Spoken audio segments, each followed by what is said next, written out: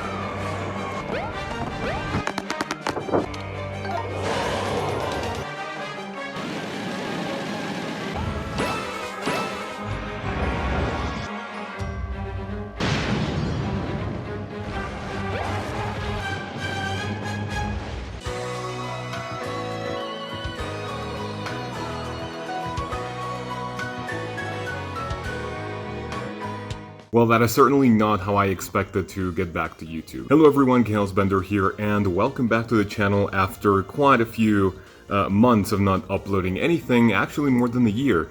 I hope you all are safe from this awful situation that we are all in, but actually today is a very special video. As you know, we have Paper Mario the Origami King announced, and it's less than 2 weeks away as of when I am recording this video. And it is actually inspired by, well, it's partly inspired by my sister's boyfriend, who said he is a fan of the Paper Mario series, but he never played the first one or Sticker Star, which is actually a great thing. So as you can see, this is going to be a pretty long video, and this is going to be a recap of the entire Paper Mario series. Now, as you can see, it's going to be very long, and I have a few heads up for you guys. Number one, there's going to be a timetable for you to click either on screen or in the description if you want to go to a specific game. So if you don't want to know about Sticker Star, Color Splash, and you want to focus on the important games, then you can do so. So you don't have to watch the entire thing, although I would recommend it. Number two is that there's going to be a ton of spoilers ahead. If you haven't played any of the games and you don't want anything spoiled, go ahead and play them. They're really fun, well, except for Sticker Star, but that's besides the point. And yeah, as you can see, I have like some bait, just so I can get her attention. Next is that I'm not going to include Super Mario RPG in this video.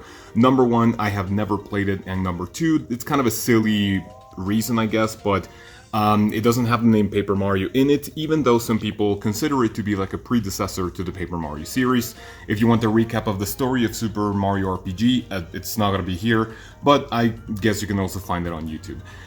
Next is a pretty important one. This is going to be a TLDR of the lore and the storyline of all the Paper Mario games. So I'm going to tell you the most important things, and I'm going to omit a lot of things that are either not important or not exactly vital to, you know, the essence of this video. So if you want a super detailed video and explanation, you can obviously watch my videos, or you can play the games yourselves as well. Next is that the quality of this video is going to be kind of shit, because I am going to grab all of my footage from, you know, my channel, and you know that back then my recording setup wasn't the best, so just to kind of bear with it for a little bit. It's not that bad, but yeah, I'm not going to have top tier quality gameplay. And last but definitely not least is that I will potentially be either making videos or streaming the game when it comes out, or shortly after, so we can all have a wonderful time.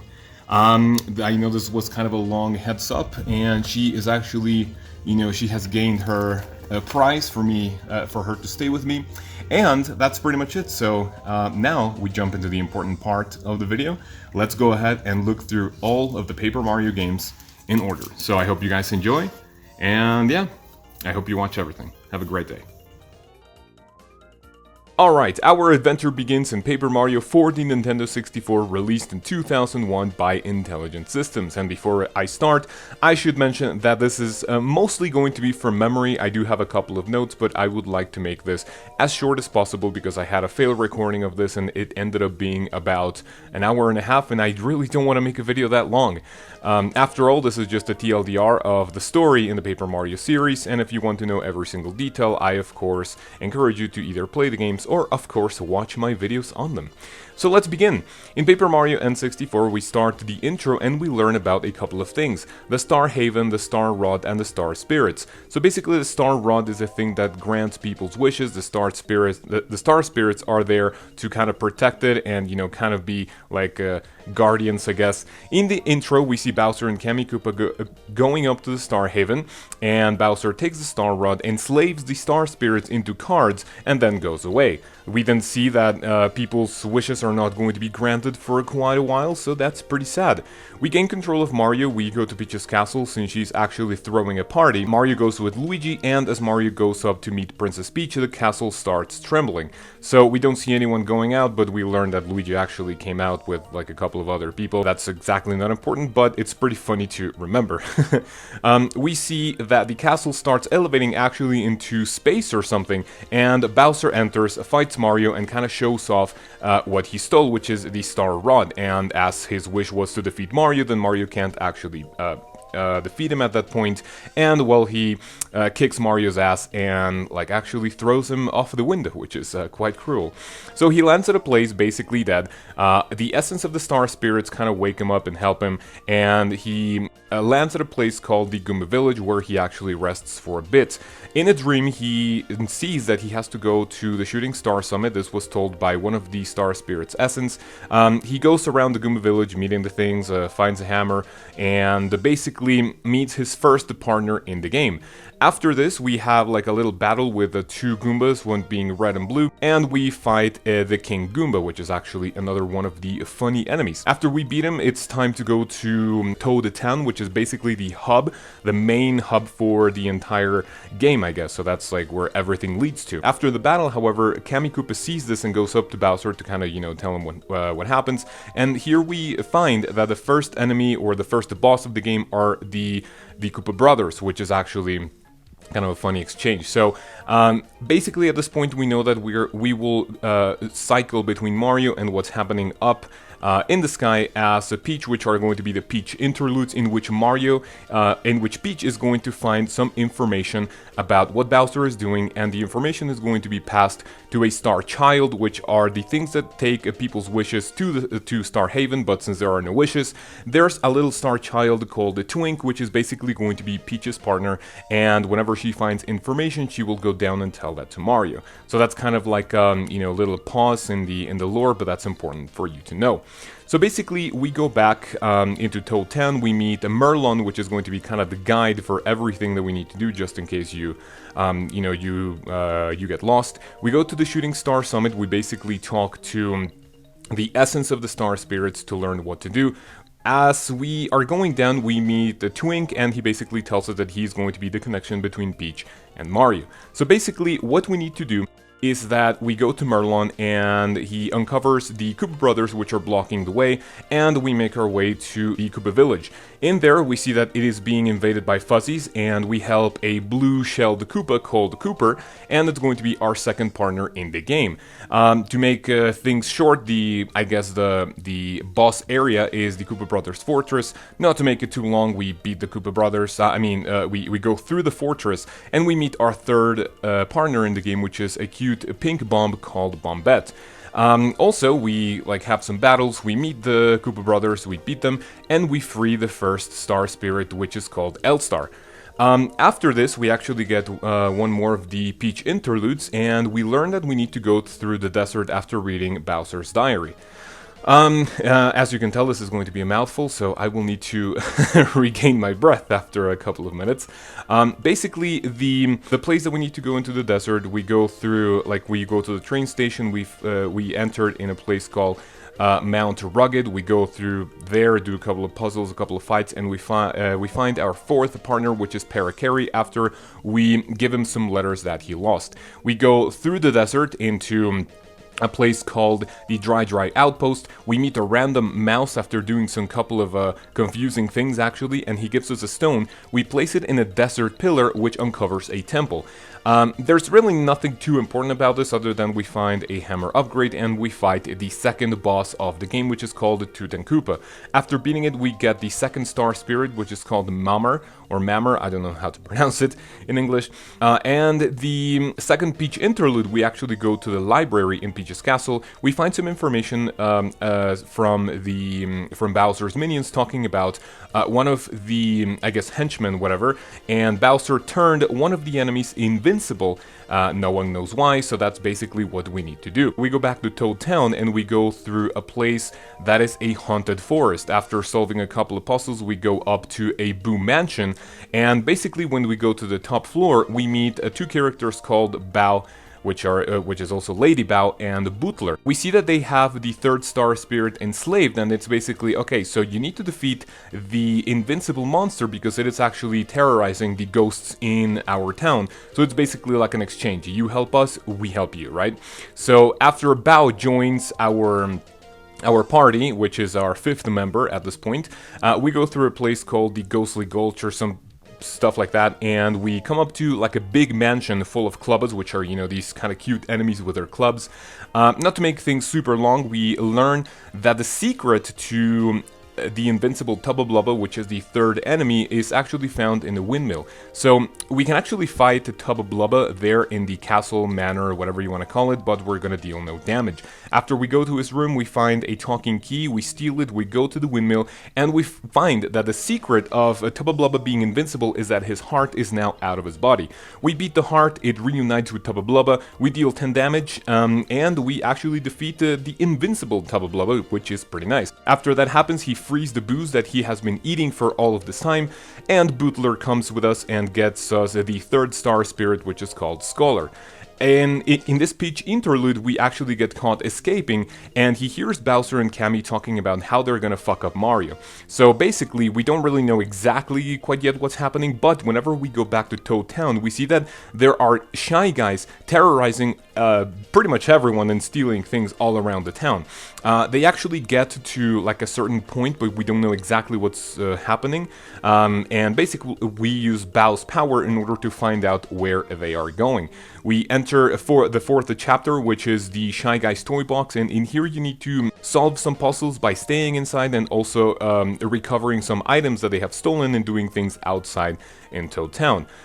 There's really not a lot of things to do here. Two important things: we find our next partner in the game, which is Watt, which is actually a girl, which I did not know up until my Let's Play, by beating a fat ghost with a lantern. And after that, we go up to the final station, which this is kind of the gimmick of this chapter. It's kind of 4 stations that you need to cycle around. We get to the final one, we have to fight the General Guy, and we rescue the 4th star spirit called Muscular. In Peach's interlude, we need to bake a cake for a fat guy, which is called the Gourmet Guy, which is pretty funny, and he tells us some information about the next star spirit, and we need to go to Lava Lava Island. Basically, back to Toad Town, we go to the docks, we find a whale, we help him out because there's like something inside of him. And at this point, something I didn't mention is that there is a cute character called Colorado, which is basically an explorer. And now, since he heard that we are going to mount to Lava Lava Island, he's basically going to tag along for the entire chapter.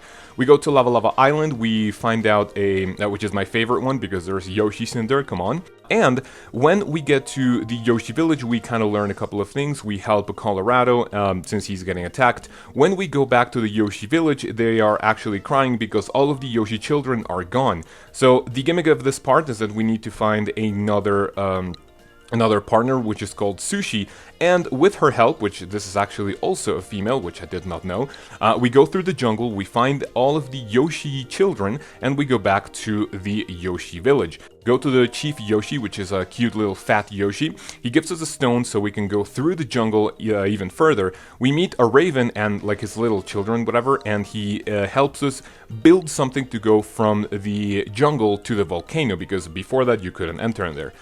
In the volcano there's really nothing interesting, just that, you know, Colorado goes here and there trying to figure out what to do in order to explore and get some treasure. We fight the next boss of this game, which is the Lava Piranha, and after we beat it we get the 5th star spirit, which is called the Mistar. After defeating it, we actually get the Star Spirit. We go through like kind of the exit, but we see that there's no way out. So we basically go out the crater and there's like a huge explosion. And there was a treasure that Colorado wanted out of that. So basically we get out of the crater and we go to the next beach interlude, which is actually in my opinion, the best one. There is a game quiz, which is basically going to give you the information that you need in order to get to the next chapter. So we get all of the information and we get a Peach's Parasol, which will be important for the next interlude. When we get back to the Yoshi village, or like the jungle and whatever, we go to the treasure that has fallen somewhere in the jungle and we give it back to Colorado. In order to get to the 6th chapter, something I have not mentioned is that at this point there are little things all throughout the world, basically in 4 places, which give you seeds in order to get to the 6th chapter of the game. They are found in Toad Village, or Toad Town, excuse me. Also in the desert, the haunted forest, and also Colorado gives us the 4th seed when we give him the treasure that we found. So whenever we give all of those seeds to a girl in a Toad Town, that is going to open the way to Flower Fields, which is the 6th area of the game. The gimmick of this place is that Bowser's minions went in there, they built a cloud generating machine, and now everything in Flower Fields is kind of shady and sad. So we need to kill that machine. We also need to get some items in order to go up in the sky and fight the 6th boss of the game, which is basically soil, or like I don't know how the soil is called, but we need soil, water, and a magic bean. But also, whenever we kill, or I guess destroy the cloud generating machine, the sun is going to go up there and basically power everything up and like make everything happy and whatever. Whenever we plant the bean, we're going to get like a super high vine up in the sky, and we fight the 6th boss of the chapter. But something I forgot to mention is that we get the 8th and final partner of the game, which is called Lucky Lester, which is kind of like a cute Lakitu. We fight the 6th boss, which is called Huff and Puff, and we save the 6th star spirit called Clever. In the next beach interlude, we use the Sneaky Parasol, which is used to copy some of the, well, I guess the enemies, and we get to roam around no problem. In order to do this, we need to copy a Clubba. We go to a certain place and we find more information about where what we need to do next as Mario. So after we get some information, we need to go to a place called the Crystal Palace, and at this point I've never mentioned that there's also like a sub area below Toad Town, which are the sewers. So this is important up until now because chapter 7th is found in there, and we need to go through the sewers with Lucky Lester in order to get to the 7th area, which starts at a place called Shiver City, which is populated by penguins. Basically here Mario gets framed for murder because the mayor of the town is actually found dead along with Mario, and his wife is like, you fucking killed him, and basically we need to solve the mystery. Not to make things super long, the mystery is solved and we go to another place, which is kind of like we need to go to Starborn Valley in order to find out how to get to the Crystal Castle. A person there gives us a scarf, I believe. We go back to the mayor, we go like, okay, what the hell do we do with this? And it's like, no clue, but here's a bucket. I'm like, okay, so what do we do with the bucket? We go to a certain place where there's snowmen. One of them casually is missing a bucket and another one a scarf. You give it to them and it opens a way to, like, I really don't know how this place is called, but it's like a climb in order to go to the final area of the game. So you do a couple of fights, you do a couple of puzzles, and you get to the final area of the game, which is the Crystal Palace.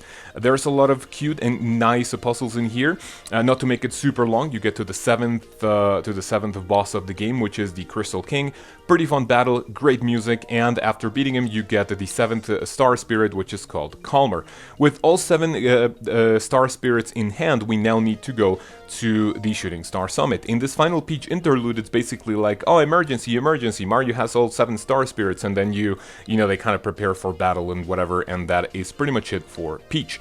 So what happens is that we now go to the Shooting Star Summit, and we go with all of the Star Spirits rescued. Now we can go up to the sky in Star Haven. We go to Star Road, we get to like the Star Village, whatever you want to call it, and we get to the Star Haven itself, where all the Star Spirits combine their power. They create like a little spaceship, so you can go up to Bowser's Castle, which is called the Starship, whatever, which looked like a little cradle.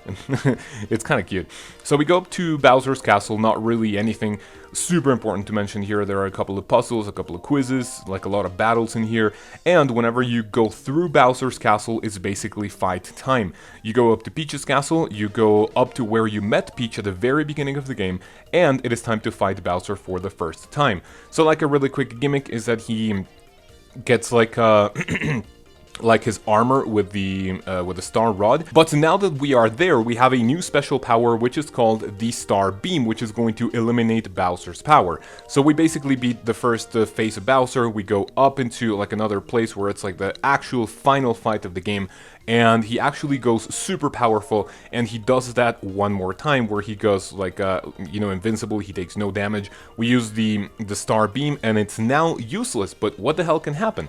So I didn't mention that we have Mario, Bowser, and there's also Kammy Koopa and Peach in that final area for the fight. So what happens there is that the Twink is going to help Peach, and now you have to fight Kammy Koopa as Peach. Whenever you defeat them, Peach wishes for Mario to defeat Bowser, and what happens is that the Star Beam is now upgraded to Peach Beam, which is now more powerful. It can actually destroy Bowser's armor this time around, and finally we actually defeat Bowser for the last time, and we recover the Star Rod. As we do that, Peach's Castle is going to fall down, slowly into the sky, and whenever things are normal once again, the Star Spirits say thank you very much, and we will be taking care of you. So after that happens, we have a final area where we have to go as Mario into Peach's castle. What's cute is that Peach invites all of the partners to her castle, and we have a final celebration and credits roll, and it's a little nice parade with everyone that you have seen so far. In terms of gameplay, I will tell you my opinion in terms of gameplay and story. I will give this one probably a 3, right? There are a couple of things that could have been improved, which were actually improved in Thousand Year Door, and in terms of story, I'll give this one a 3 as well. There's a lot of cute things, a lot of really nice story, but I'm only giving it a 3 because the next ones are actually better.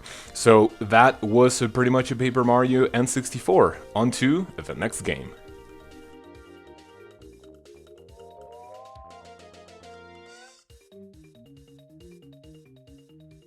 Alright, on to Paper Mario the Thousand Year Door, released in 2004 for the GameCube and also by Intelligent Systems. So as we start up the game, we also learn a couple of lore about the place in which we're going to play most of the adventure. So basically, I'm going to give you a super TLDR, this is not ultra vital to know, but basically, we learn of a place, of a random town that was, like super happy, thriving and whatever, but basically Cataclysm fell. Why, we do not know quite yet, but basically this great town was put somewhere else, and it's theorized that it was sent behind the Thousand Year Door. Now basically in its remains, outside, people built a place called Rogueport. Now a lot of time passes and there are legends about a treasure behind this Thousand Year Door in which, there were some intriguing and some other stuff that people would like to, to get, but no one knows how to get there quite yet. So basically, the adventure starts with Peach getting into Rogueport, meets a shady salesman, and it's basically like, haha, take this chest, and basically she opens the chest, and we do not know what happens. But we actually know that basically, after the intro of the game, Mario gets a little map in which he's like, what the hell is this? So basically goes up to Rogueport and learns that Peach is gone once again, and it's like, what the hell? So basically, Mario gets the map, they go to Rogueport, and as we land, we meet the first partner of the game, which is called Goombella, which is being harassed by this game's version of like the enemies that we have to fight, which are the X-Nauts, and they are being led by a purple guy called I completely forgot the name. It's Lord Crump, right? So we basically fight it, and we get to learn the mechanics of the game in this fight for those who didn't play the first one. So it's basically kind of the same.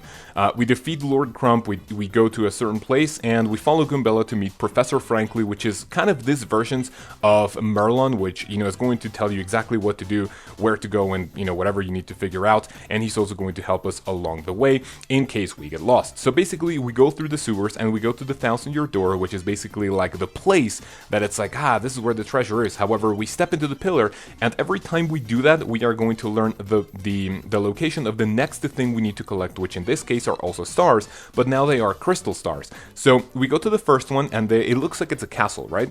So we go through the sewers, and by the way, this is the important one, that most of the things we have to do are actually in the sewers and not actually in Rogueport. So we go through the sewers, and we go to the first area of the game, which is called the Petalburg.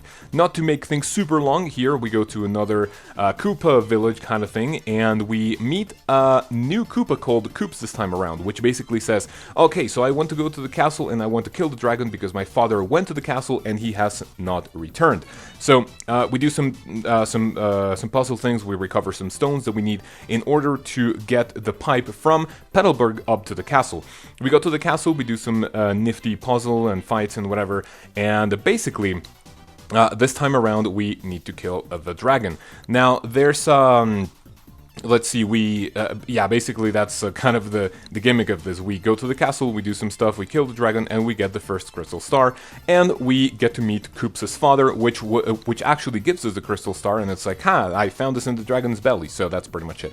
And after we get the crystal star, we get to know this game's version of the interludes, which are now both Peach and Bowser. Now, in these things are not like super important, so I'll be skipping a few of them, but basically I'll mention this first one because it's important to know that in order that Peach now is found in kind of like a base, like we don't really know where we are or whatever, and as we make our way through the base, now we go meet a computer which is called a tech, which is going to be this game's communication between Peach and Mario, because Peach can now send mails to Mario. Why? I do not fucking know, but that is going to be the communication, right? So after the Peach interlude, we now have Bowser interludes as well, which is going to be basically like him trailing behind Mario to like kind of find out what he's doing and whatever, because he also wants the crystal star, so it's like, kind of dangerous. So yeah, I'm going to be skipping some of the interludes because it's not super vital as the other ones, but yeah, you get the idea. So basically we do the Peach and the Bowser interludes, and that's pretty much it. So basically, what happens now is that every time we get a crystal star, we need to go back to the 1,000-year door pedestal in order to reveal where the next crystal star is. We go back there and we see that it is at a place like resembling a tree and whatever, so we go through the sewers once again and we meet a new character which is called Punio. So basically it's like, oh, I'm looking for help because I cannot enter, the tree, and my friends are being captured, the X-Nauts are raiding the place where we live, and it's like, haha, let's fucking go.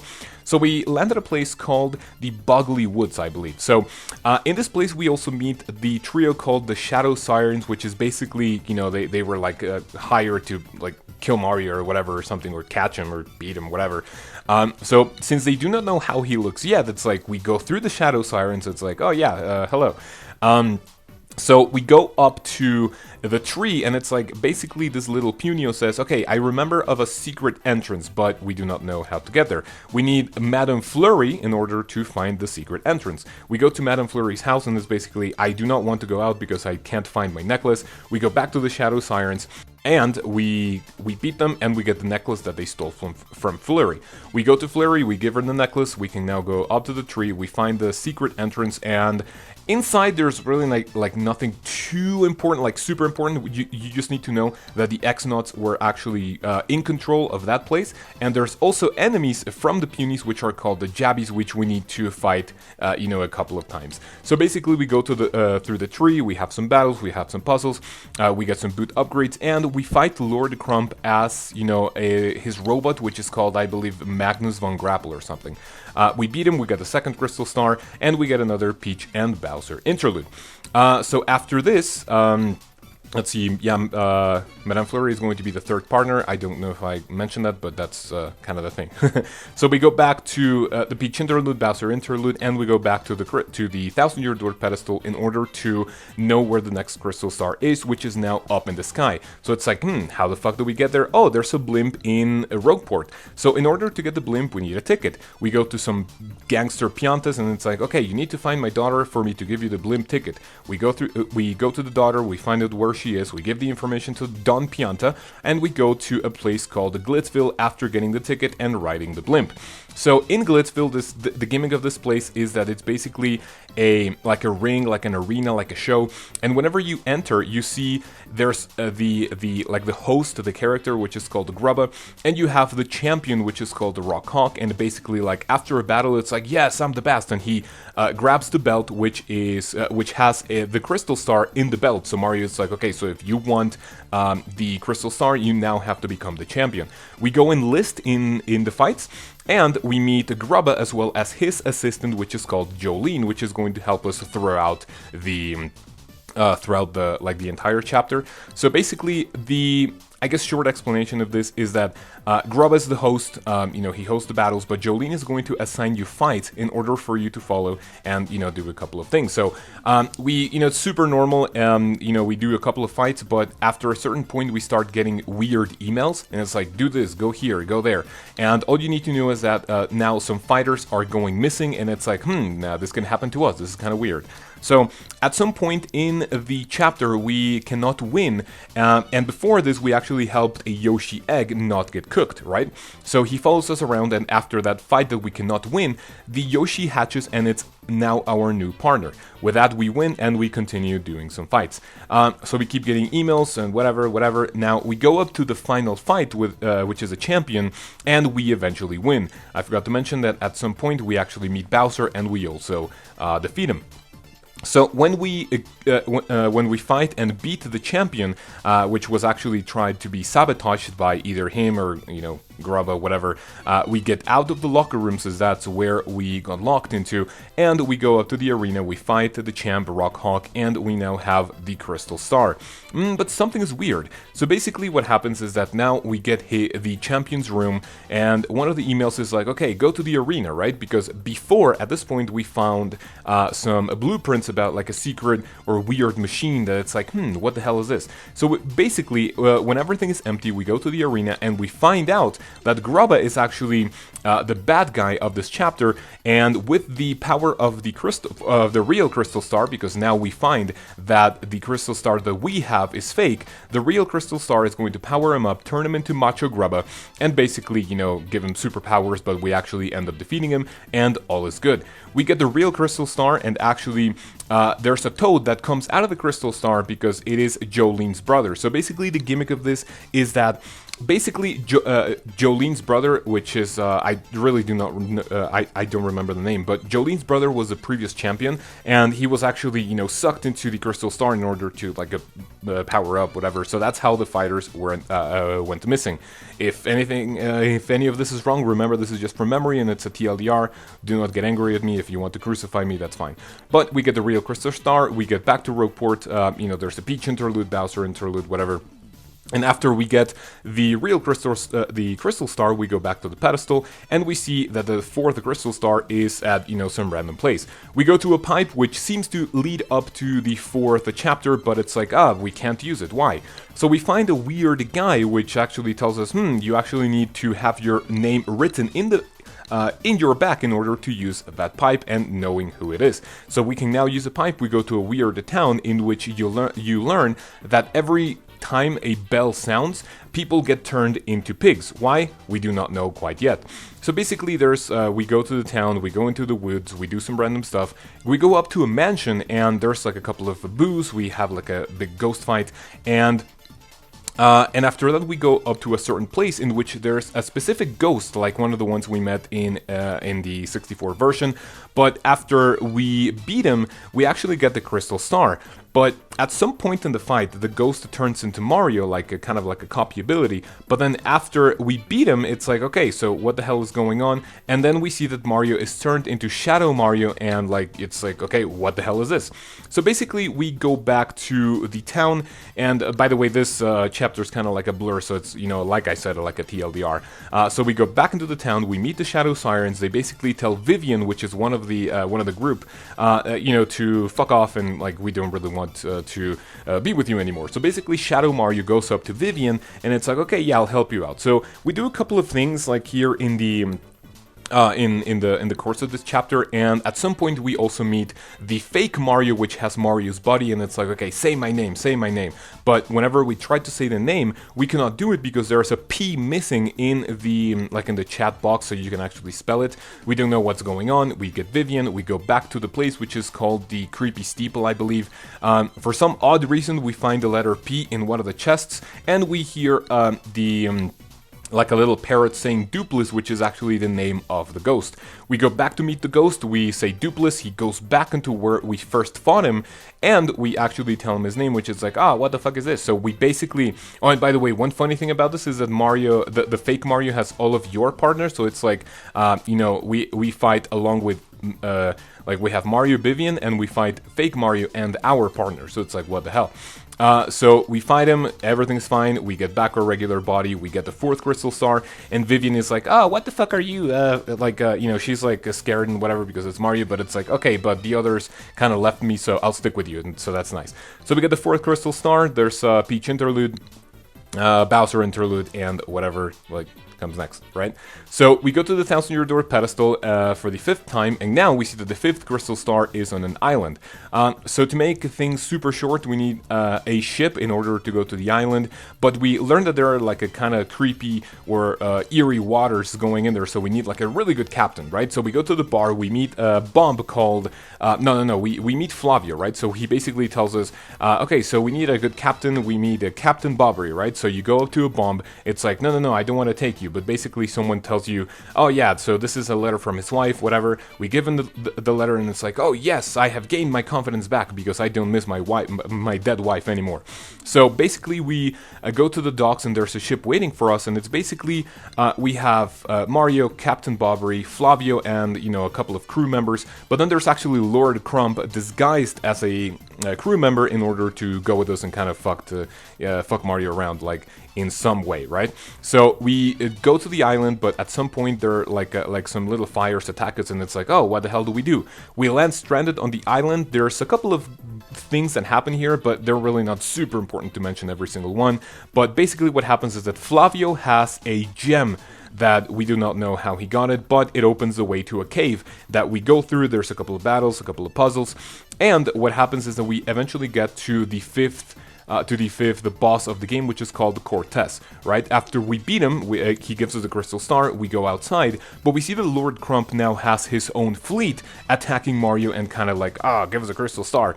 So basically, we go back to Cortez, and because we don't have our ship anymore, it's like, okay, can we please use your ship? And he's like, no, because someone stole a gem from here, and I'm not going to do anything until it is returned. So we go to Flavio, he goes to Cortez, and is like, oh, I'm so sorry, dude. So basically, it's like, okay, fine. So we get Cortez's ship, and we fight the X-Nauts in their ship, as well as, you know, Mario in Cortez's ship. We beat Lord Crump, and that's pretty much it. There's a Peach interlude as well as a Bowser interlude, but yeah, nothing super interesting happens here. Like, basically the same thing happens, right? You find information, you send it to Mario, but this time around it's like not ultra vital, right? There's one thing that I have not mentioned, but which I'm saving up until the very end. So basically we go to the 1,000-year-door pedestal again, and we see that the 6th star is at a place called the Poshley Heights, which we need to go to by train. Now, this chapter is one of my favorites. There's like a lot of detail, but I'm basically going to skip most of it because, number one, it's like not ultra important for this video, as well as if you play it, it's even better. So you go through the train. It's like a 3-day travel, whatever, and some weird things start happening in the train. By the way, I didn't mention that we need to go to Don Pianta once again to find his daughter. She is at the island that we went to, and it's like, okay, so we're in our honeymoon, we go back to Don Pianta, and we get a ticket for the train. So what happens in the train is like there are some weird things happening, and at some point we need to go into a train station because the bridge is lowered, and also some weird things happen in the station. So we go back into the train. There's the final day of the travels, and basically what happens is that no one is on the train, right? So you go up to the conductor and it's like, oh yeah, no, everything is normal, whatever. So some weird things actually called the smorgs start attacking the train, and it's like, what the hell? So we go all the way back into the train, and we exit the train, and while the train is moving, we are moving up to the first cart, and we fight the 6th boss of the game, which is basically the big smorg, or the smorg boss, whatever. When we defeat him, everything goes back to normal. All people get back into the train, and we go to the Postuli Heights. So we go to a certain place called the Postuli Sanctum, in which the 6th crystal star is located. However, we see the Shadow Sirens stealing the crystal star, and it's like, oh fuck, well, what do we do now? But then basically a penguin tells us, okay, but that's a fake, just in case of robbery. So we go into a secret place of the Postuli Sanctum, I believe it's called, and we get the real crystal star this time around. Peach interlude, Bowser interlude, nothing too super interesting happening here. We go to the 1000-year door pedestal, and we see that now the next crystal star is in the moon. So it's like, okay, what the hell do we do? So to make this like kind of short, we go to a new area in which is basically, okay, so this place has a cannon which can shoot us up to the moon, but the bomb that handles the cannon is missing. So it's basically a white bomb that we have seen in some parts, but we never like really did anything super important with him. So now we need to backtrack into every single area of the game in order to find him, and when we eventually find him, it's like, okay, so now we can use a cannon, we go up to the moon, and we see that the X-Naut's base is now actually in the moon. So what makes sense is that now we know that Peach is there and whatever. However, whenever we land into the moon, we go through the base, again, we do some battles, some puzzles and whatever, and what happens then is that we fight Lord Crumb for the second time in a much better version of the robot Magnus von Grapple. So at this point it's like, so if Peach was here, why is she not here anymore? What the hell is happening? We'll see that later on. So we get the 7th crystal star, and it's like, okay, so now we can go to the 1000-year door, right? So this is kind of anticlimactic for this video in specific, because as we go through the 1000-year door, there's a lot of things that happen in there. There's a lot of fights, a lot of puzzles. We go up to a tower in which you need to figure out some puzzles and whatever, and we also need to fight the brother of the dragon in the first chapter, which the one in the first chapter is called Hooktail, the one in the second chapter is a black dragon called Gloomtail, and after we defeat him, we get to continue through the 1000-year door, and we get into the final area, right? So one thing I have not mentioned at this point, which I was actually saving, is that actually the real leader of the X-Nauts is a guy, or like a robot, I guess, called Grotus. So basically we do not know his intentions at this point, and if we do, I kind of forgot the text, but whatever.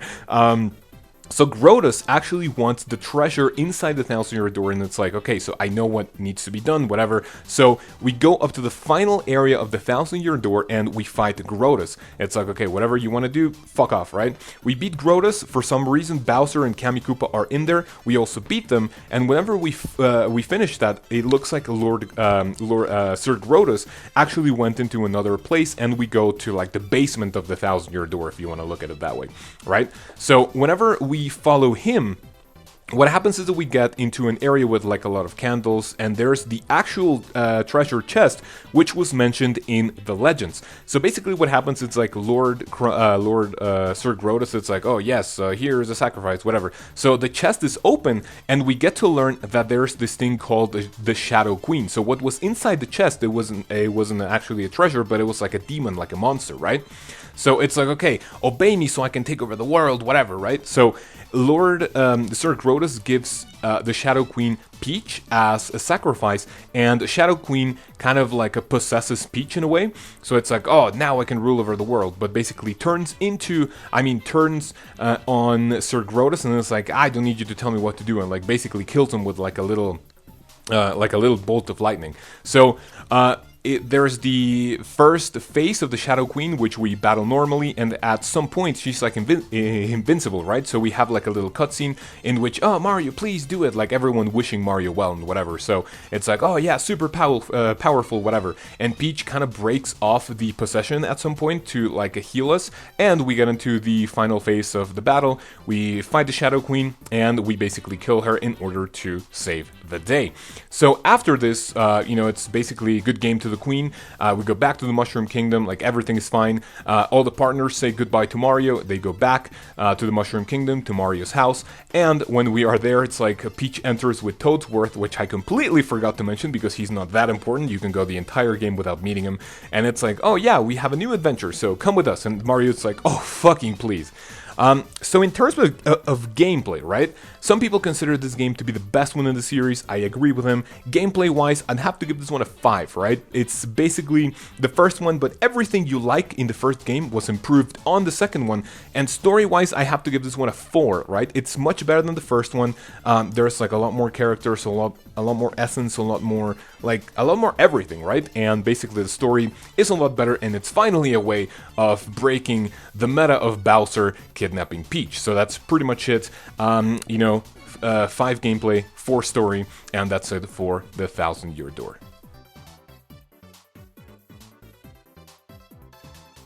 And now, for what a lot of people consider to be the end of the great series Paper Mario, we come to Super Paper Mario, released in, I believe, 2007, also by Intelligent Systems for the Nintendo Wii. So, one thing you should know is that the focus of this game is actually story, because as you know from videos, from playing the game yourself, the formula was changed a whole lot. So gameplay wise, this is not going to be like a super important, so I am basically going to focus more in the story. So basically what happens here, we have an intro like the 1000-Year Door in which we learn about the Dark Pronosticus. However, basically this is a way of saying that it's something to give some people a glimpse into the future. So basically the Dark Pronosticus is this book in which if you read it, you become unhappy. However, you know what happens in the future, but it's like, okay, it kind of drains your essence and whatever. But the real string of events is that basically we have Mario and Luigi in their house once again, right? So Toad, it's like, Princess Peach is missing once again. So, you know, as a matter of not breaking the habit, we go to Bowser's castle, and it's like, oh yeah, where's Princess Peach? But basically, you know, Bowser is like, I didn't do it, dude. So what happens is that whenever Mario, Luigi, and Bowser and all of his minions are in Bowser's castle, a strange character appears which is named Count Black, right? So basically there's a black hole which swallows pretty much everyone. We go to a wedding for Peach and Bowser, and it's like, okay, this new character called the Count Black is like the father, which is kind of marrying Peach and Bowser, but it's like, Bowser, do you take Peach as your wife? And it's like, yes. And Peach goes like, no, I won't do it. So Count Black actually takes kind of control of Peach, or actually makes her say that she does. And here in the altar, there's like a little what you call it, like a pedestal, whatever. So the thing starts shaking violently, right? And we see a black heart coming out of that little pedestal, which we then know that it's called the Chaos Heart. Why? We do not know quite yet. So after this, the prophecy says that the world is going to end soon. So like everything's like a chaos, whatever, and oh, what the fuck will happen? So basically, we go back to Mario, which is in Bowser's castle, and it's like he wakes up and like, where's everyone? So he finds like a butterfly thing, which is named Tippy. We do not know the reason quite yet, but basically Tippy is like, okay, now you have to help us. He takes him to a place called Flipside, which is now this game's version of Toad Town and Rogueport, which is kind of like the hub area of the game. So we go to Merlon, which actually makes another appearance in here, which is kind of cute. And whenever we go to Merlon, there's like a pillar in which there are things that you could potentially do. We do not know yet what you have to do in here. So we see that there's a black hole above us, and it's basically the end of the world. The bigger and bigger it gets, the more it will swallow from the entire universe. So we learned from Merlon that in order to stop this, we need 8 pure hearts in order to stop the Chaos Heart itself. So he gives us one pure heart, and it's basically, okay, so you have to go to a certain place in Flipside in order to find one of these pillars to open the door to another dimension, so you can find another pure heart. So this is like the gimmick of this game, right? Instead of stars, you can now collect pure hearts. Why are there hearts? We do not know quite yet, but that will be, you know, kind of apparent at the end of the game and as we progress. So we go through the pillar, we place the pure heart in the pillar, and a door appears where we meet Merlin. So basically we go to the first door, and inside of the doors there's like a gimmick of the worlds, whatever, but there's really nothing super important other than meeting some of Count Black's minions, which we do. But basically, whenever one of these doors appears, we meet Count Black with some of his minions as kind of the interludes of the, you know, of this game, right? So we open the door, we go inside, and it's basically like a reunion between Count Black and his minions to know how they are going to continue the prophecy. So it's like, okay, yeah, we'll go get Mario, whatever.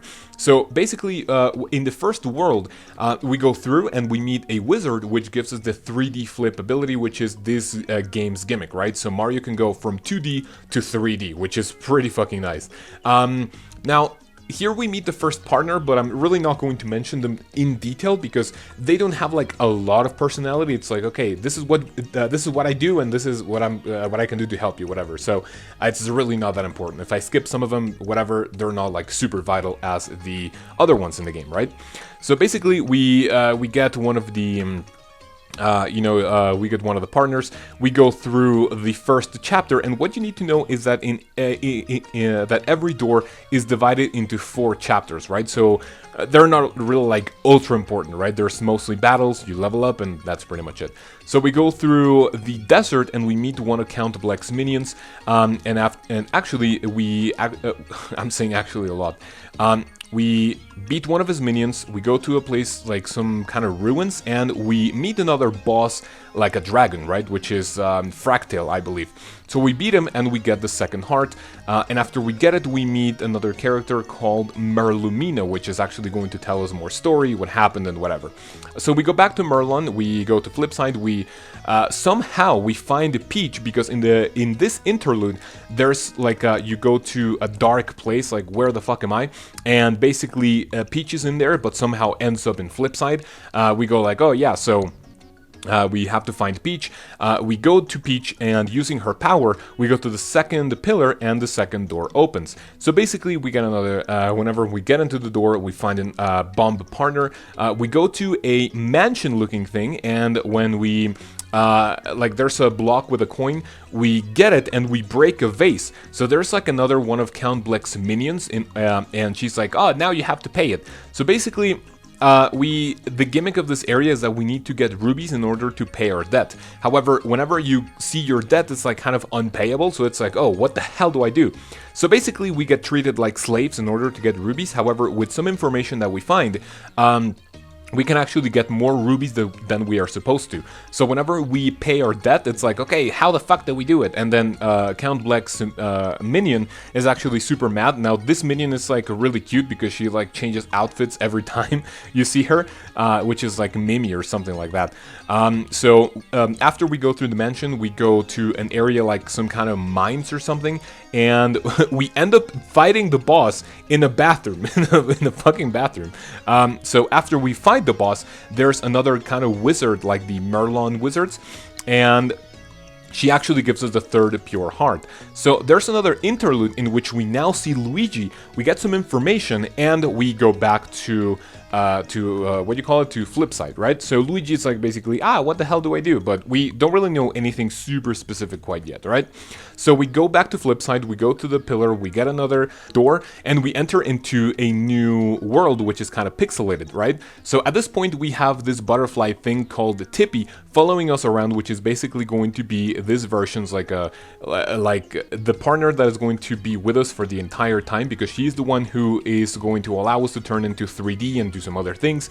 But in this chapter, we enter the third world, and it's like what do you call it? Like a chameleon thing. Actually, Neckbeard grabs Tippy, and it's like, yeah, I will keep this for my collection. So basically, picture any guy which would buy a Patreon or OnlyFans subscription or whatever to one of those thoughts online. It's like, oh yeah, look at my poor cosplay, but I just want to show you your tits. So basically, picture one of those neckbeards into a chameleon, and it's basically this chapter's version of this chapter's boss, right? So we go through We go through the world, eventually we get to Bowser, and it's like, oh, so if I am not in my world, then this is going to be my castle, right? So we basically defeat Bowser, and he joins us in our adventure. So now we can use Mario, Peach, and Bowser, which is pretty cute. So basically, there's like a lot of random things happening. We go through the water, we beat a giant blooper, we climb a tree, and this is very important. In the tree, we fight one of Count Bleck's minion, which is called Dementio, right? It's really important for something we do not know yet, but remember that name, right? Dementio. It's important because I do not know the other two. I remember Mimi and the other one not really. So we beat Dementio, and the fourth, I guess, stage of the third chapter is that we go to the Neckbeard's kind of fortress or castle, whatever. We find another partner, and by the way, the Neckbeard is called Francis, right? So we get up to Francis, and it's basically like a cute RPG kind of thing, or like that you have to do in order to beat him and whatever. So we beat Francis, and we get Tippy back, and this is kind of cute. So whenever you get Tippy back, she is like, oh, I didn't know that anyone would love me enough to come save me, whatever. So we get the fourth pure heart out of Tippy, right? So it's like she had the pure heart, but maybe she didn't know about it, but we now have the fourth pure heart. One important thing is that after every interlude, you see some text of two people speaking, or I guess you don't know if it's two people, right? But you see that this text is like all black screen, white text, and you see two names. You see Timpani and Blumiere, right? So at this point, this is not like ultra important, but it will make sense throughout the game. So we go back to Flipside, and it's like, okay, so we place the fourth pure heart into a pillar, and then we go through the fourth chapter of the game. In here, there's we go to space, but it's like, oh no, we can't actually breathe. So we go back to Flipside, we get like a helmet, whatever, so we can breathe. We go through space, and we meet like a little like an alien, whatever, that is going to help us throughout the game, or like throughout the, like, I believe first one, two, or even three areas of this chapter, right? So at some point we go to the store, we buy like a little candy, the alien multiplies, and that is kind of the key in order to go into a fortress in the space, like in the like space area that we are in, right? So we go through the space, and it's important that here, one of the bosses, or I guess the final boss of the chapter, is actually a thing called Mr. L, which is basically Luigi kind of, you know, how do I say this, like brainwashed, whatever, and he is actually in a robot, and it's like, okay, so you'll have to beat me in my robot, whatever. So we beat him, and we, you know, Luigi goes to some place that we do not know yet, and we get the fifth pure heart out of him. So basically we know that Luigi works for Count Bleck, but he's being brainwashed, and it's Mr. L, and it's like, yes, I will kill Mario and partners, whatever. So basically what happens is that in space we get a new partner, right? So it's like, okay, now with this new partner, you now have to go find somewhere else in Flipside in order to get to the pillars. So we go into like a chapel kind of thing, and we find a way to go from Flipside to another dimension of the place called Flopside, right? So we meet another version of Merlon, which basically tells you, oh, this is like another dimension, whatever. So we go to... So basically a new area of Flipside opens, and it's we get to do even more things, right? So we go to the next pillar, we open the door, and this time we travel to a prehistoric place with like little things called bras or whatever, right? Nothing like ultra important happens here. You just see like some flower enemies kind of invading the place and whatever. So you go through the outside area, you go through some mines as well, and eventually you get to like a secret base, whatever. And then here you fight more minions, you do some random partners, whatever. And in this chapter, it's kind of cool because you get a new partner, which is a hammer ability, right? So we went halfway through the game without the hammer, which is like, what the hell? So we end up in a place like a lab or whatever, and we know that the citizens of this place are being kind of brainwashed, you know, with like a plant in their heads, and it's whatever. We find a new partner which is going to help us make, you know, turn into Mini Mario, and we go into some other places in the game. So we go through the lab, whatever, and we fight the boss of this chapter, which is kind of like a plant, which, you know, is like, oh yeah, I'm going to control everything and whatever. So we kill the plant, we get another pure heart, we go back to flip side, we go to the next pillar, and the next door opens. The next chapter is super interesting, and it's a super confusing thing now that I tried to backtrack, and without playing the game, it's like, what the hell happened here? Trying to go through the footage like in 3 minutes, right? So basically what happens in this chapter. Chapter 6 is called the Summer Kingdom. So the gimmick of this place is that every stage has 25 fights that you need to go in order to get to the final one and get a reward.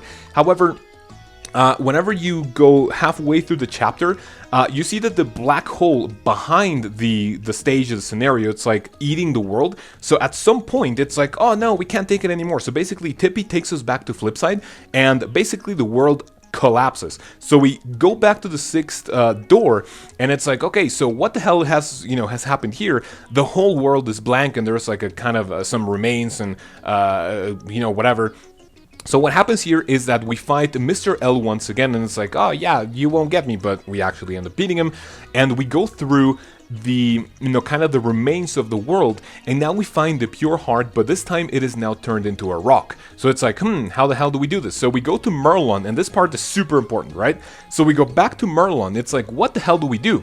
But Dementio actually is inside Merlon's house, and we see Merlon, Mario, Peach, and Bowser like talking. However, Merlon like traps the gang in like this kind of square crystal and explodes everything, and it's like boom. So they get a game over. They go into the underworld, and it's like, how the hell do we get out of here?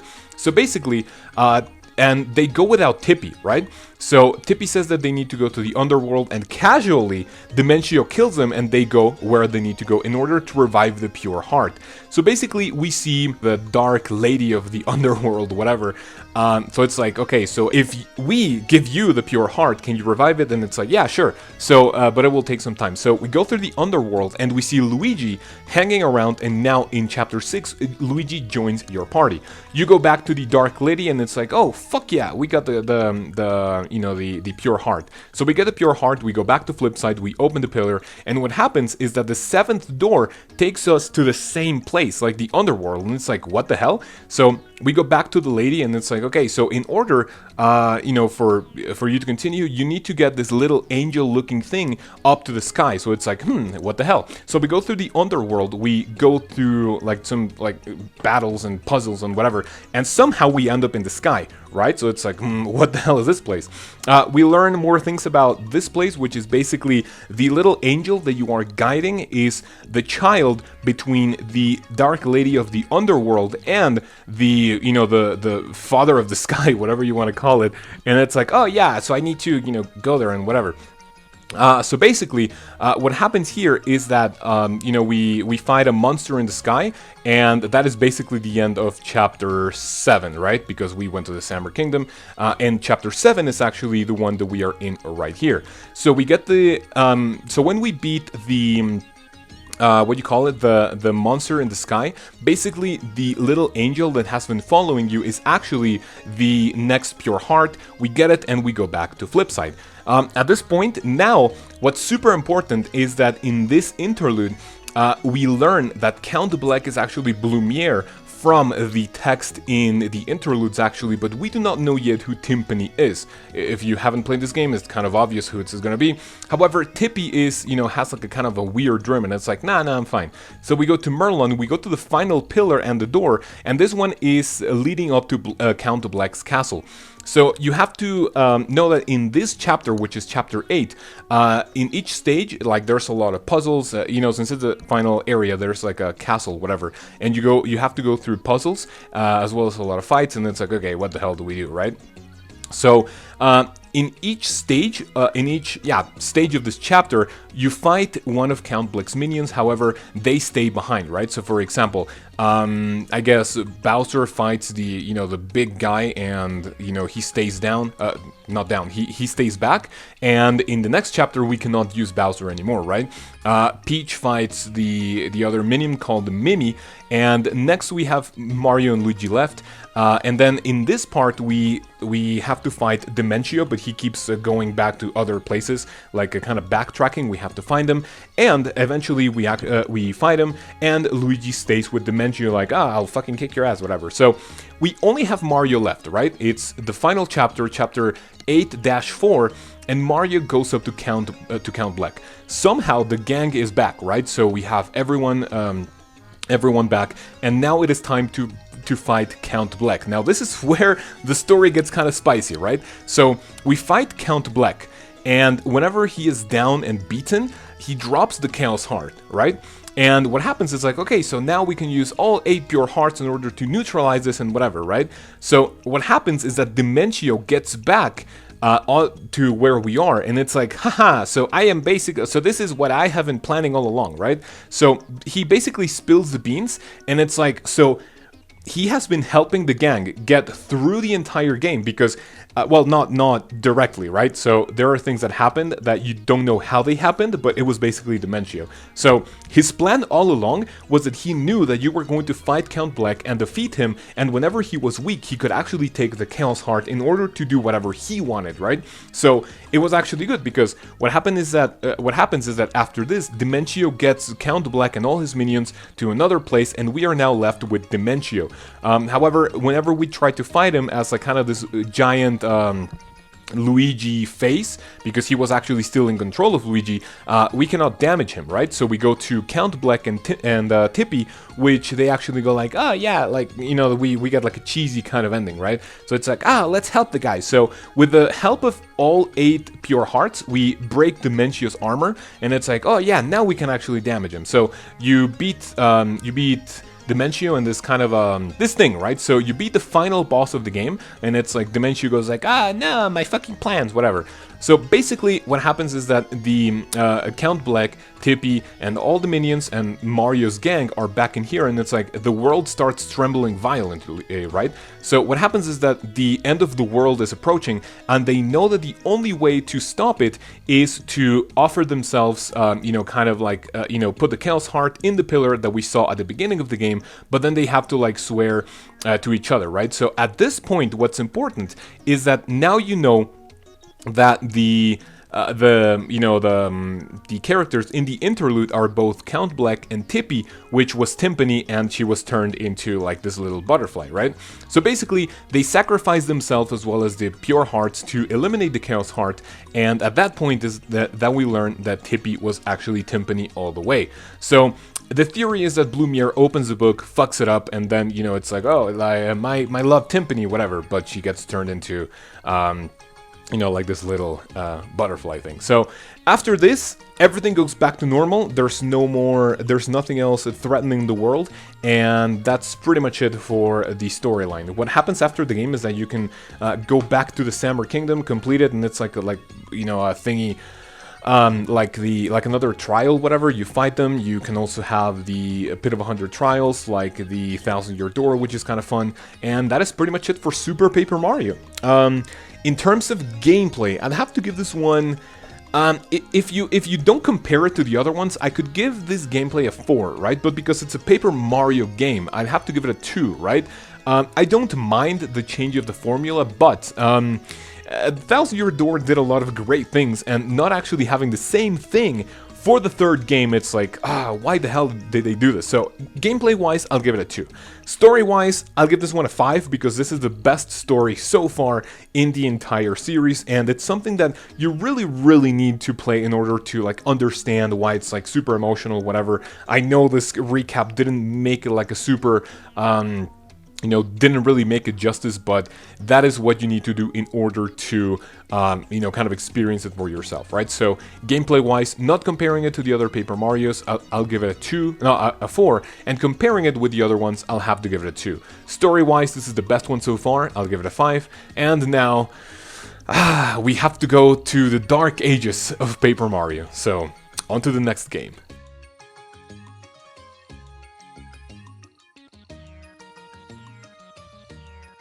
Alright fellas, time for Paper Mario Sticker Star, and it's not going to be a great one. This one was released, I believe, in 2012, by who, I have no idea, and I don't give a fuck, because this is the place in which Paper Mario series goes down the shithole, right? Sticker Star, worst in the game, but I'll tell you my opinions. Worst in the series, but I'll give you my opinions at the very end of this recap. And this actually is going to be super short, because the previous ones I saw the recordings and we have 17 minutes, 22 minutes, 17 minutes or something like that, and another 22 minutes for the recap of the story of the previous 3 games. This is not going to be the case. This one is going to be super short because they ditched both gameplay and storyline super like scummy, and this explanation of the lore, it's really not going to be super long, so no more complaining, let's go. When we start the Paper Mario Sticker Star, we learn that every year in the Mushroom Kingdom there is a thing called the Sticker Comet Celebration, whatever. There's like a little festival where you have the Sticker Comet and people can wish something upon it, and it's like, oh yeah, the wishes get granted and whatever. However, when the Star Comet goes down into the Mushroom Kingdom in order to like make its appearance and whatever, Bowser comes in and he actually touches the Sticker Comet, and it's like poof, like it goes up to the sky and it separates into 6 different things. What are these things? We do not know quite yet. One of them lands into Bowser, and it's like a little crown, and it makes it super powerful, and it's like, you know, wreaks havoc all throughout the place. So basically, we do not know what happens after that, but we wake up as Mario in now this place's hub of the entire world, which is called the Decalberg. In here, we meet our partner, which is called Kirsty, which is like a little sticker crown, whatever. It's super annoying, but she will help us in the battles, and as well as if you are lost, whatever. So what happens after this? We need the stickers to advance in the game, and that is like, so for example, the gimmick of this entire game is that you use stickers in order to battle all the enemies. However, you don't get anything super important. However, you find things throughout the world which are literal real world things which you can turn into stickers, which are going to help you through the game in order to open some ways and like do some stuff that is going to help you progress through the game. We go through World 1 super normally, nothing ultra interesting happens. We get to the end and we go to the Goomba Fortress, where we beat the first boss of the game, which is a giant Goomba, you know, obviously kind of a paper or sticker form. And whenever we beat him, we get the first royal sticker. These are the things we need to collect from all the bosses in the game. So we get the royal sticker, and we go through, you know, the game once again. So we go to the second world, which is kind of like a desert area. We do some other puzzles, battles, we find some thing stickers, whatever. And then here we end up in an arena in which we fight a giant Pokey, which is actually holding the second royal sticker.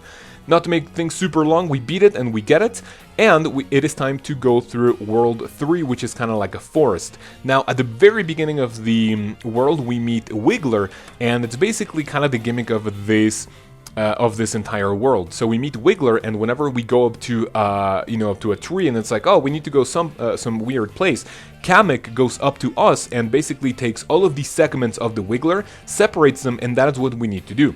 So it's basically a lot of backtracking in order to find Wiggler segments. So we get every piece, we do some other stuff, and basically whenever we get them back together, Wiggler is going to take us to an island up in the ocean, and we fight a giant blooper which is holding the royal sticker number 3. So we beat him and it's like, super happy, whatever. So at this point we can now go to another area which is across the ocean, and this time around we go to an icy area, right? So the theme of the fourth world is ice. So we go up to a mansion, there's a lot of booze, we beat it, whatever, we do some other nasty stuff, and up to the final area we go to like a ski resort, whatever. It's like super cute, there's a lot of Shy Guys, and we learn that the fourth boss is actually a snowman with the fourth royal sticker, which actually started as a giant kind of Bowser ice sculpture, whatever. We need like I believe an oven sticker in order to beat it. But yeah, we get the fourth royal sticker and it's like, super nice. Now the next one is up in a volcano, but this one is like It's like a jungle and then a volcano, right? So we go through the jungle, some nasty stuff happens, like stickers, battles, puzzles, whatever, and we go up to the volcano and we fight the 5th boss, which is a Pete Piranha with the 5th royal sticker. Now, whenever we beat it and we have all 5 of the royal stickers, we go up to a certain place where we can use Mario's sticker ability in order to find Bowser's, there's a place in which we can go up to Bowser's castle, and there's like for example, Wiggler evolves into a winged Wiggler or whatever. So we go up there. However, we are stopped by Bowser Jr. and an airship, whatever. So we beat Bowser Jr. We go up to Bowser's castle. We fight Bowser. We beat him, and basically that's pretty much it, right? So in terms of gameplay, right, I'd have to give this one a 2. Now, it's not a 1. Why? Because I believe it's the controls are pretty smooth, everything controls pretty okay. It's more a 1 than a 2, but I'd have to give it that, we have absolutely nothing resembling of the old Paper Mario games. Even if they kept the Super Paper Mario formula, that would have been okay, but that didn't happen. And I'll give the gameplay, I guess this is the only time in which I'm going to give a half, right? I'm going to give the gameplay a 1.5, right? It's super dull, nothing interesting to do, and story-wise, I'm actually going to give this one a 1, right? The worst possible storyline. I mean, the Royal Thing stickers are kind of okay, but in terms of characters, there's nothing interesting in the game. In terms of story, there's nothing great about the area, like Decalberg and all the places that you have to go. So this is basically the worst, the absolute worst game in the entire series, right? Nothing too special about it, so I have nothing else to say about this, about that one. So yeah, that's pretty much it for Sticker Star. If you want to avoid this one, you are not going to miss on anything, absolutely, gameplay or lore. You can happily skip this one, and that's pretty much it. So, on to the next and final game. And now for Paper Mario Color Splash. I believe this was released, 2015, 16? I don't even know. This one is going to be the one that is probably going to make the least amount of sense. Why? Because I played this game blind, I made videos on it, and honestly, it was not as I mean, it was better than Sticker Star, right? But it was not as enjoyable for me to get super invested into what's happening, you will find out throughout the explanation of this video, right? So, basically, what happens in Paper Mario Color Splash? We are in Mario's house, and Peach visits Mario with a toad folded in a letter, and it has no color. We somehow figure out that we need to go to a paintbrush island, which at this point I really don't even know how it's called.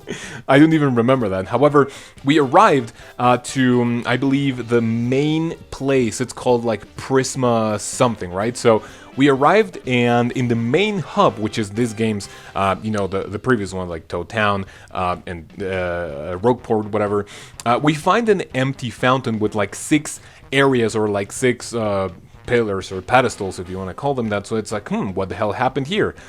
Basically, we mess around and we eventually go up to a bucket, which is actually a 3D bucket inside of the fountain that we just visited. So it's oh, my name is Huey, I'll help you out. So basically, what happens is that we fight some Shy Guys, and Huey goes okay, so I'll turn myself into 2D and give you some paint, right? I'll also give you some cards in order for you to fight the enemies. So we already have Sticker Star PTSD because now instead of stickers, we use cards. However, this time around it's even worse because in order to use the cards, we need to use paint. And how do you use paint? I mean, it's not like you finish it super quickly, but you need to use both cards and paint. At least in Sticker Star, it was just the stickers and you use them, and that's pretty much it, right?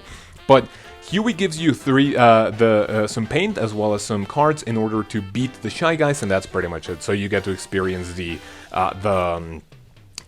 battle system in this game, right? So basically, the Shy Guy is giving a Toad some sucking of color, and we learn that they can actually suck the paint out of the things, right? So, what the hell do we do? So basically, this is the new mechanic. We stay in the town for a bit. There are more Toads. We paint some white spots that it's in order to go for the 100%, you do that. Whenever you paint the spots, it's going to give you some cards, some coins, and whatever. So Peach actually stays in this place, which it's Prisma Port, I believe. If not, oh well.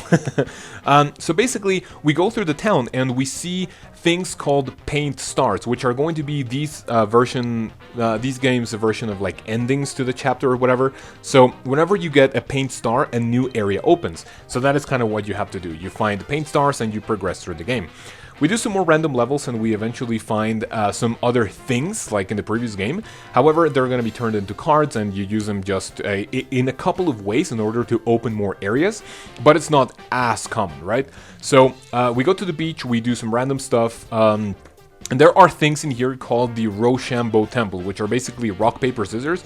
And in order, like if you win, you get some like random like cards and stuff. It's really not important. We eventually got up to a gate, but we need to paint it, but we can't paint everything, right? So we do some stuff inside a cave, and we see that there are some toads that we need in order to do things, right? So another gimmick of this game is that there are toad squads, which are like blue, yellow, purple, green, whatever, which are going to help you do things in the levels, right? But they're not really that important to mention in every single place that you meet them. So what happens then is that we go through a cave, the toads helps us, we open some more levels, and we eventually get to a door, like a gate, in which we need 3 toads with the letters key in their heads, right? There's like a key in them. So we go there and we find that the Shy Guys are actually stealing paint from the scenery. So we go into where the Shy Guys are going, which is an actual airship. We fuck it up, and the airship is carrying a bucket of paint. So whenever we beat the airship, the bucket of paint falls in where we need to color it, and the first boss area opens, which is called the Crimson Tower. We go there and we see Morton, and we beat him in order to get a big paint star. So the gimmick, it seems I like the word gimmick a lot for this video. The gimmick of this of this game is that you meet the Koopalings and they are guarding the paint stars, the big paint stars. So what happens is that whenever you rescue a big paint star, it is going to paint a bigger part of the map in order for you to progress through the game. However, another important thing is that every time you rescue a big paint star, what happens is that they are going to tell you what happened before you got there. So we start learning that, Bowser got in there or whatever, and the minions, and yeah, so you get the idea, right? Same thing over and over again. So somehow, at some point, Peach gets kidnapped, and it's like, what the hell do I do? So same thing over and over, right?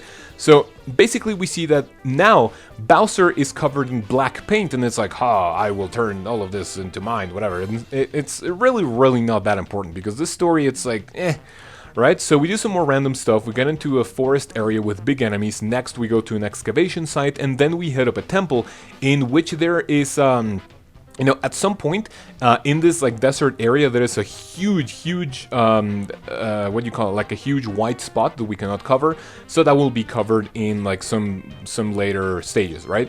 So we go to the desert and we go like a temple, and then we land in an area which kind of resembles like an arena, right? So we go to the arena, we find Iggy, is it Iggy? Yes, which has the big yellow paint star, or the big I think that's how you call it, the big yellow paint star, right?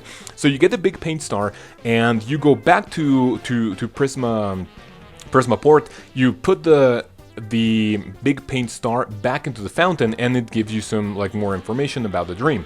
Next, we need to go to another area of the game, which we land in a haunted hotel in order to do some random stuff. We meet a ghost and blah blah blah, right? So next we land up in an area which has like a lot of poison and whatever. We meet Petite Piranha again, and eventually we get to a place where there's an ocean, but there's no paint, right? So we can't really do anything about it. We need to backtrack, and we end up in a secret base in which there's a lot of sniffits, I think they're called. There's a lot of Shy Guys. And then the boss of this area is actually Ludwig, which has the big blue paint star, right? So we beat him. He has like a cute submarine kind of thing. And now that we have the big blue paint star, it paints the ocean, so now we can actually go to that place. Not to make things super long in this part, because there's like a lot of puzzles and like things you need to figure out, is that whenever we go back into Prisma Port, the blue paint star, I believe, now if I don't get this right, remember, just a TLDR, I do not know everything from memory, we know that Bowser wanted to color his shell like a kind of like a rainbow part, but then when he entered the fountain, instead of painting himself like all the colors, he actually mixed all the paint, and he actually turned himself into black, which actually turned him evil. I believe that's kind of racist, but that's Nintendo's doing, not mine. So basically we painted the ocean, and we can now use one of the Toad's ships in order to go to the other area, which is actually where the next big paint star is, right? So we go through the ship, we go through the ocean, we land in some caves, we land in some islands, we do some random stuff, puzzles, we go to like a lighthouse, and it's like, oh yeah, that's the way. So the final area of this kind of big chapter is that we land in a place called like Skull Island or whatever. So what happens is that we go to the Skull Island, and now we go for the big purple paint star. However, first we have to fight Wendy, we kill her, and we go back to Prisma Port. Whenever we get the big purple paint star back to the fountain, it gives us more information as to what happened, and there's another dream. Next, the purple paint star actually paints the big hole that we saw in the desert. So it's like, what is this? So with the purple paint, we see that it's a big hole, we go back to it, and we fall into the hole, and we are enslaved. So like, oh, what the hell is this? So basically, like, some things happen in here, it's really not that important. We eventually end up in a train station, and we need to fix both the train, and we also need to, like, help the Toads, like, feed, like a restaurant, whatever. This part of the game is, like, really weird. It's, like, going in a lot of places, but not, like, really knowing exactly what to do. Somehow we find Larry in the train, which actually has the big orange paint star, and like we go through the train, we beat him, and it's whatever, right? So basically the paint star paints an area which was the excavation point that we found somewhere through the desert and the temple and whatever. So with the orange one, it paints a dragon, and the dragon like goes up to the what do you call it, like a lava, like a magma place that we will go to later, right?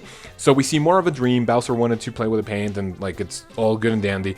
And basically, we go to this area in which the dragon went. So the dragon helps us go through the volcano because Mario can't actually do it. We do some more random stuff, and we somehow figure out a way to go from a volcano all the way to like another creepy forest in which we basically encounter a circus, right? So we have a lot of battles. There's a lot, like you know, some like really cute scenarios and fights, and we eventually find another Koopaling, and this time this one is Lemmy, I believe. Let's see. So yeah, it's Lemmy, and in order and when we beat him, we get the big green paint star. I believe that's how you call it. So now, basically, we have all of the paint stars, right? And now that all of them are back, we have a little rainbow that goes up to Bowser's fortress. And by the way, this is like the another thing is that he actually captured Peach once again. He went up to his fortress, and it's like, you know, she's mine, whatever. So whenever we have all of the paint stars back in our possession, there's a rainbow which Luigi comes to us, and in his cart there's like some cute Mario Kart 8 music. Luigi makes references to Mario Kart. We go up to Bowser's castle, and before we go to the final boss, we fight Roy. Right, so before the actual final battle, we go to like a paint factory, whatever, because Bowser's plan is to, I believe, create the black paint just so he can make everything evil and whatever. So we foil that plan, we fuck up the factory, we go up to Bowser, and yes, we beat Bowser, as you guessed it. We beat him, and what happens is that we go with Peach back into with Peach and Luigi back to Prisma Port, and basically what happens is that Huey ends up absorbing all of Bowser's castle, which, you know, had like a lot of black paint, whatever. So he basically sacrifices himself in order to get all of this evil paint into, you know, to him, and he turns into a Bowser's castle card. So yeah, kind of weird. So basically he disappears, we have the credits, and it's and Peach basically says, I know he's out there, but not really. So after all of this, Paper Mario Color Splash, the one I have the least memories about because I only played it once, and it was blind, right? So I never really did any like research into anything. So at this point, I was super fed up with the Paper Mario series that it's like, oh fuck. So I just have to do it for continuity's sake. So it's like, yeah, whatever. So in terms of gameplay, I'll give this one a 2, right? It's a 2 because it was better than Sticker Star gameplay-wise. However, the battles are even worse, right? So you have your card mechanic, and it's like, oh yeah, so now you can use cards. However, you need to use paint, and it's like, oh, fuck off. Like, the formula was fucked up even further, and it's like, oh, I really don't need this. But I'll give it a 2 just because it's not as bad as Sticker Star. Story-wise, I'll also give it a 2. It's not as bad as Sticker Star. There's a lot more cute things happening. There's a lot more essence and life back into the game, but still not as much as the first 3 games. So yeah, that's pretty much it. That's a mouthful. I know this video is super long, and yeah. So thank you guys very much for watching. I know that maybe the series is like in the shithole at the moment. Who knows if we can actually make it, you know, be better with the Paper Mario the Origami King. Just from the trailer, it looks like it's going to be slightly better, but we'll just have to wait and see. So thank you guys again very much for watching. Hopefully you enjoyed this lore recap of the entire game. If you made it this far, leave a comment below saying, let's see, let's test your viewer retention. If you made it this far, leave a comment saying, please Origami King, right? Just that, because I plan on either streaming it or making videos on it, regardless of if people want it or not, because obviously it's Paper Mario.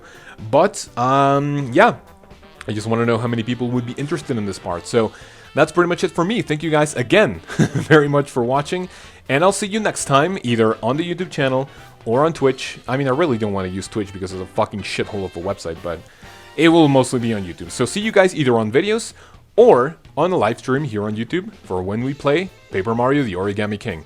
Have a great day, and I'll see you then.